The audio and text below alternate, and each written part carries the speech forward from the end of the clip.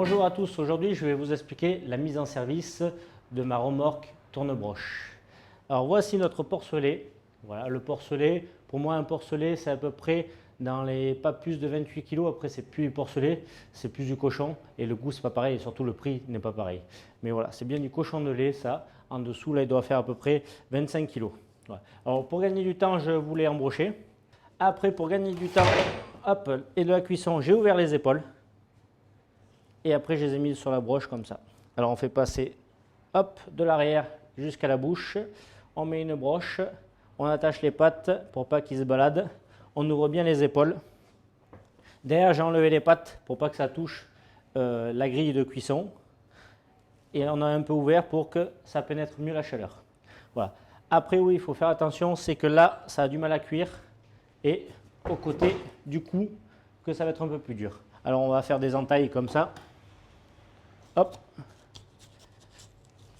Et une croix aussi au-dessus pour ouvrir bien au-dessus du cou et bien ouvrir ici aux épaules pour que la chaleur elle rentre et après aux cuisses aussi.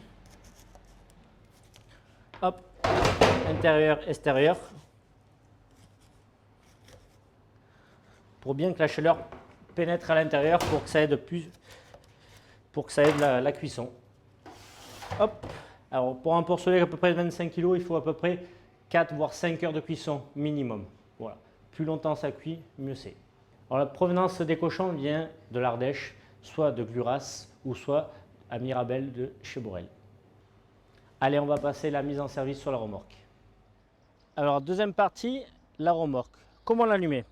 Alors une bouteille de gaz propane avec le tuyau et qui est relié sur les gaz. Alors je vais jusqu'au bout pour allumer le gaz. Pour allumer le gaz, alors j'appuie sur le bouton, je tiens appuyé, j'appuie sur l'allumage et je reste bien appuyé. Alors on fait plusieurs fois et moi je touche là, voir si c'est chaud. Hop. Au cas où si le gaz n'arrive pas, dessous là, vous avez un petit bouton, c'est pour accélérer le gaz. Et le gaz arrive plus vite. Bon là il est allumé. Après, quand c'est fait comme ça, on fait en fonction du vent. C'est-à-dire que le vent, il faut toujours qu'il soit comme ça et jamais de l'autre côté, autrement vous allez éteindre les gaz. Voilà, toujours le vent de ce côté. S'il y a trop de vent, il y a une deuxième solution, c'est vous pouvez mettre la plaque et vous vissez comme cela. Comme ça, ça protège les gaz. Voilà. Alors, la mise en service du moteur. Vous prenez le moteur comme ceci. Vous le glissez. Alors il y a un cran, deux crans, trois crans. Cran, ça cuit vachement vite. Deux crans, moyen. Et ça, c'est la troisième, c'est pour le mettre en attente. Mais on peut le laisser au premier cran. Hop, ça ne va pas cramer. Après, derrière les résistances aussi, vous avez plusieurs crans que vous pouvez faire. Feu très vif, très moyen ou doucement. Mais vous pouvez tout accélérer, ça ne va pas cramer. Sauf si le cochon s'arrête de tourner. Là, par contre, ça va commencer à griller. Voilà, alors hop, le moteur, comme ceci, je le rapproche le plus vers la rôtisserie. On serre bien les vis comme ça pour tenir le moteur, pour pas qu'il bouge. Je le branche comme ceci et je fais tourner le moteur. Il y a un bouton ici, on-off. Alors le porcelet, une fois qu'on l'a attaché, qu'on a allumé les gaz, hop, je l'installe. Alors je l'installe, je le mets au cran le plus près, je le glisse vers le moteur et que je le mets dans le cran comme ceci. Voici. Et après vous avez un petit anneau, un petit écrou qui se trouve ici. Je le fais glisser jusqu'au fond et je le serre.